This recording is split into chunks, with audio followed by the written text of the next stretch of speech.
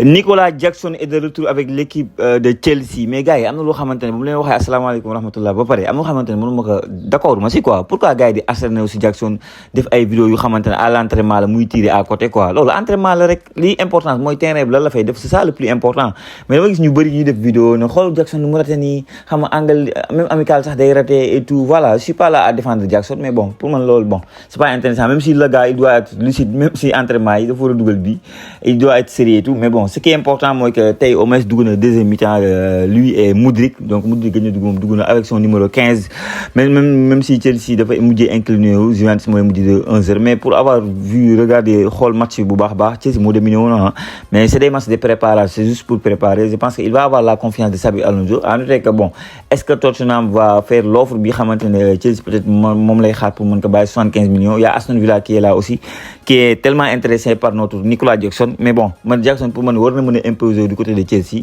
te gis naa ne donc Xabi Alonso dafa démarrer avec Welbeck qui a 35 ans quand même suñu waa ji donc au fur et à mesure de la saison je pense qu'il va avoir besoin de Jackson et Jackson bon le fait que mu mën a décoller mën a jouer ba pare nekk beneen profil bu xamante ne nduróol ak benn Joao Pedro nduróol ak benn profil foofu Chelsea donc je me dis que bon pourquoi pas aussi tamit concurrencer hiérarchie bi xamante ne Xabi Alonso nar na ko mettre en place nga déjouer ses plans et t'imposer à Chelsea pour man lu war a mën a nekkal parce que t'as tous les qualités même si bon man j'attendais un Jackson en grande forme en Coupe du Monde il m'a pas montré ça et cette saison franchement c'est maintenant ou jamais pour tuer le game moom mii di Jackson loolu la war a def.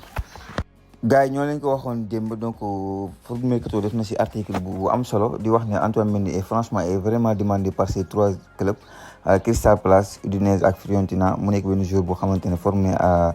Nice la xamee lépp OGC Nice nekk di fa jouer axe di fa jouer parfois latéral droit ñu convoqué équipe nationale du Sénégal mu nekk un jeune joueur selon vous le meilleur choix bi ma gisee démb seen i commentaire ñu bëri Crystal Palace la ñu ma wax et aussi bu demee Italie moom aussi je ne dirais pas non parce que Italie ku leen xam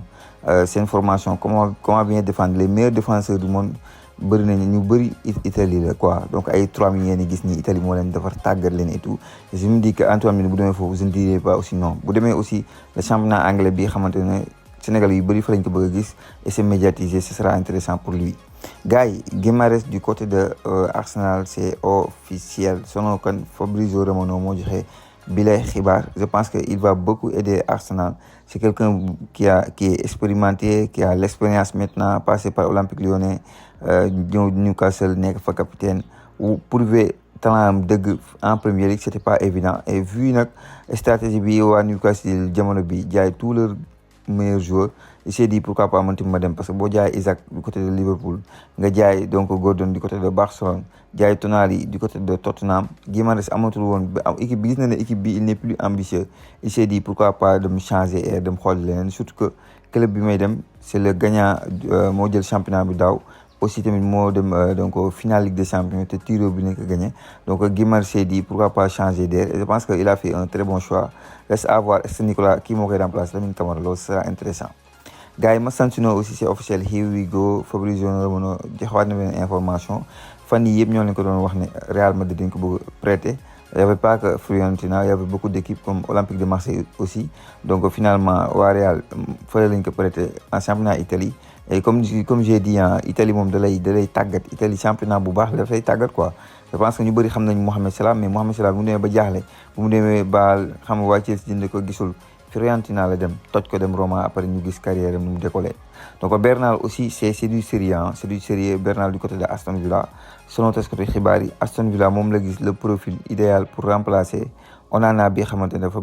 blessé pour lu yàgg on parle de 9 mois ligament croisé ci Coupe du Monde bi donc normalement 6 mois la waroon mais finalement c'est 9 mois et pour man bu ñu amee un Bernal qui est techniquement franchement rien à dire man souvent damay wax ne les joueurs que j'aime le plus du côté de Barcelone c'est Bernal la façon de muy jouer man dafa ma neex quoi que ça soit dans la récupération que ça soit ni muy alterner jeu court jeu long les passes qui cassent les lignes non un très bon milieu de terrain franchement Aston Villa bu ko amee am na joueur bu ñu jógee foofu on va parler donc de Infantino yëpp nañu nag instant dafa bëgg a nekkaat président FIFA yéen a gis Mumbai bi am temps yëpp dem na sax ba wax waa fédération monégasque bu football ñu votel ko comme ça mu jox leen finale coupe du monde ñu joué que 2030 ñu joué que Maroc foofu c'est dit n'importe quoi non moo tax ñii bu ñu fi amee problème noonu Sénégal bu ñu fi amee problème ñu naan Coupe d'Afrique bi moom nañ ko moomuñu ko le lendemain tak mu ñëw génne ay règlement am na non léegi jour bu ku génnati si biti dañ lay sanctionné carrément lu neex def nag. et fii coupe du monde gis nañ coupe du monde problème yi fi am yëpp ngaangu si waxu si parce que waxtaan nag Trump lu xamante ne yaa ngi gën a xam lu coupe du monde bi avant muy démarrer lu bëri yi gis ngeen ko seen bopp ñu bëri situation yu métti lañ nekkoon quoi que ça soit même supporters yi waroon na ñëw loolu yëpp waxu si man fa Infantino jaaxal na ma. gars yi Mohamed Salah dañ ko teeru superstar et c'est mérité il a marqué son empreinte surtout à Liverpool il va rester légende foofu noonu jël fa tous les trophées li mu fa war a mën a jël nekk meilleur joueur jël li mu war a jël yëpp. donc je pense que côté équipe nationale moo ko manqué moom Salah maintenant bon on l'attendait pas à Trabzonspor am na ñu ne nag bon relation Égypte Arabie Saoudite peut-être neexuñu moo tax demul Arabie Saoudite loolu question la point d'interrogation la parce que gis moom mu dem Trabzonspor waxoon naa ne que démb pour man équipe yi gën a mag Turquie c'est Galatasaray c'est Fenerbahçe c'est Beşiktaş donc on verra la lay def Trabzonspor. donc kii di donc Yann Diomandé gis nañ ko à l'entraînement du côté de Leipzig je pense que mercato bi Yann Diomandé moo ko gën a yëngal jamono bi ça part dans tous les sens Molina génne na vidéo expliqué fii ñii di wax agam fële ñi naan Real war ñu génne 100 millions mais selon taskatu xibaar yi mujjee si Espagne Real est bien d'accord avec Leipzig loolu moo nekk li difficile parce que Yann Diomandé moom dafa mos d'accord ak Real il suffisait juste que Real d'accord ak Leipzig et aussi dafa amoon lu ñuul si show mi gis ngeen Gradel dafa plainte kii parce que moo ne woon agent commencement ba xamul ay affaires yu bëri ay droit d'image ay jéesi fii y a trop d'informations concernant Diomandé non c'est extraordinaire gars yi suñu joueur bi démb ñoo ngi leen wax Liverpool mais y a pas que Liverpool hein y a aussi Leverkusen qui est intéressé par notre profil de Ibrahima Mbaye. Ibrahima Mbaye il a la cote il a la cote sur le match de transfert mais il doit tout faire pour faire le bon choix ne pas brûler les étapes bëgg a jouer équipe bu mag bu jouer équipe bu mag il faut prendre ton temps déjà que Liverpool le profil qui les intéresse le plus c'est Barcola maintenant ils veulent faire les deux joueurs Barcola Ibrahima Mbaye man nag dama am benn idée carrément championnat Allemagne mooy championnat boo xam da nga fay développer carrément moo xam Dortmund nga dem moo xam Leipzig nga dem moo xam Leverkusen nga dem boo fa demee tu peux te développer et c'est un championnat qui a de l'espace c'est un championnat boo xamante ne day jox confiance aux jeunes joueurs donc du championnat France bi xam dañoo tactique dañuy taxaw seen i camp ku si dóor 1-0 sax yaa gagné nga du championnat boobu du intensité bi am peut-être en Premier League mais c'est un championnat qui a de l'espace les ñaari équipes yëpp dañuy nekk ay équipes joueuses donc Leverkusen bu fa demoon suba man je ne dirais pas non bu demee Liverpool nag si bu fekkee mën nañ ko garantir temps de jeu donte agent entraîneur wala ku nekk mën na la wax temps de jeu te du ko jox mais quand même y a le minimum bu fekkee mën nga ko am du côté de Liverpool pourquoi pas tamit aller à Liverpool de toute façon là waa Paris Saint-Germain ñoo ngi nii di pare football dem nañu moom bokk na si groupe bi parce que Paris dafa war a jàmmaaloog Mayak moom bokk na si groupe boobu donc on verra ce que Ibrahima Mbaye ak entourage am lan la ñuy décider mais bu ñuy yàkkamti na xam ne jeune joueur la jarul mu yàkkamti dara si carrière am. gars yi bu ñu jógee foofu feuilleton mercato bi ñëpp xam nañ ne donc Vinicius Junior bokk na si ñi ko gën a yëngal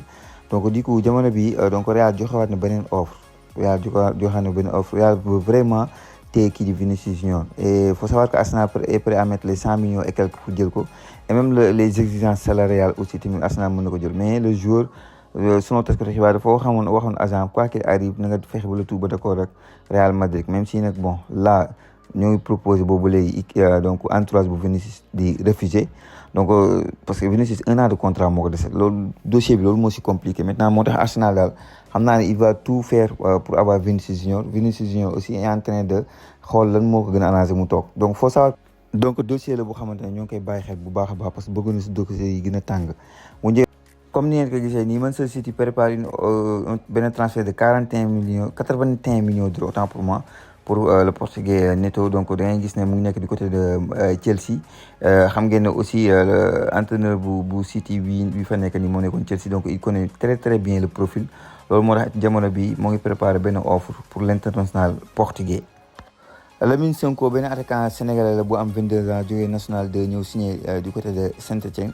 donc passé ici nag au Sénégal ñenn ñoo ngi ko xam Dakar Sacré-Cœur donc on lui souhaite bonne chance donc am na beneen sénégalais bu fa nekk le gardien Mamour Ndiaye que ça soit les deux sénégalais je leur souhaite benn très bonne saison que Saint-Étienne ñëwaat dans l'élite de Ligue 1 maanaam ñëw Ligue 1 française parce que Saint-Étienne Lyon rek débrouille yooyu rek derby yu neex la quoi ba pare Saint-Étienne équipe bu am histoire la équipe bokk na si équipe yi ëpp la ñu gagné ay championnat donc en France donc j'aimerais bien revoir Saint-Étienne donc à côté de ces deux lions là ce sera très important pour nous moo xam Mamour Ndiaye la moo xam Lamine Sanko bi xam ne attaquant la signé fa on leur souhaite bonne chance. Gars yi j'espère que gis ngeen déclaration yu Fabregas concernant Assane Diao je vois que il aime beaucoup Assane Diao xool naa ba xool mais ku bëgg Assane Diao la nee na Assane Diao voilà il leur apporte beaucoup de choses offensivement parlant que ça soit ses décalages courses yi muy def donc il a la sens de l'orientation quoi au niveau en tout cas au niveau de l'attaque en tout cas donc ça veut dire qu'il a confiance entièrement à Assane Diao et voilà le Assane Diao que je veux voir en équipe nationale du Sénégal donc percutant puissant mën a dugal ay but boo xool amicaux yi teg laalagul dugalagul na si but c'est-à-dire le Assane Diao que tous les Sénégalais rêvent de voir en équipe nationale du Sénégal en tout cas de li ma gis ak la façon ni conférence de presse bi demee ak Fabregas ni mu waxee moom profil bu ko neex la jour bu ko neex la et je comprends mieux la pourquoi même en président bu ko moo génne na man am naa offre 60 millions concernant Assane Diao ma bañ en tout cas bëgg nañ ko trop donc gars yi semaine bi yëpp ñoo leen ko doon wax c'est maintenant officiel léegi carte gi leer na arrivé na Arabie Saoudite def na ay visite médicale am et tout moom mii di donc Dion Lopy day signé Ittihad donc Ittihad fa la ay Diaby nekk fa la Houssem Aouar nekk Benzema jóge na fa nag donc ak Kanté jóge nañ fa équipe bi xaw na wàññeeku si doole mais en terme de milieu de terrain il y a Houssem Aouar il y a Danilo donc l'ancien joueur du PSG mais axe le PSG parfois milieu de terrain le portugais donc Dion Lopy di peut-être dina andi du 109 et je pense que en terme de salaire dina ci gis boppam taa toog benn Almeria duñu la woo équipe nationale amoo dara dem benn Ittihad sa salaire mën nañ ko jox 8 fois wala 9 fois donc c'est important si tu fais de belles performances comme le fait des joueurs yoo xam ne dañu nekk championnat Arabie Saoudite là ñu si man dinañ toog def vidéo ne pourquoi pas Dion Lopy mën na ñëwaat mais voilà c'est un choix je pense que bien réfléchi pour lui et c'est un choix financier donc gars yi on va terminer par Dion Lopy par Andy Diouf qui a encore fait un très bon match donc ñoo jàmmarloo donc ak Milan aussi ñoom ñoo mujjee gagné donc 1-0 donc 1-1 la mujj maintenant 1-0 autant pour moi 1-0 la woon à la fin Nkunku dafa am penalty téye ko dugal ko et tout donc voilà Andy Diouf comme ni ñu koy waxee gauche la mais piston droite la fay jouer donc loolu match tey bi encore une fois gisaat naa ko ne piston gauche la fay de ba pare piston droite autant pour moi moom avec le ballon du am problème c'est juste sans le ballon mooy difficulté bi donc il doit s'améliorer ci côté boobu bu baax donc mbokk yi lii moo nekkoon vidéo bi ci commentaire yi wax leen ma seen xaar ak seen gis-gis wax leen ne maay club yu bees yi am na fii su Senfootball TV le club de votre cœur moo xam Barça la Real la PSG la Olympique de Marseille la Arsenal la City équipe daal de votre choix vous nous contactez au 77 352 31 01 77 352 31 01 ngeen am seen maillot donc mën a supporter bu baax a baax pour la nouvelle saison mbokk yi jaajëfal naa leen wax leen ba beneen su Senfootball TV.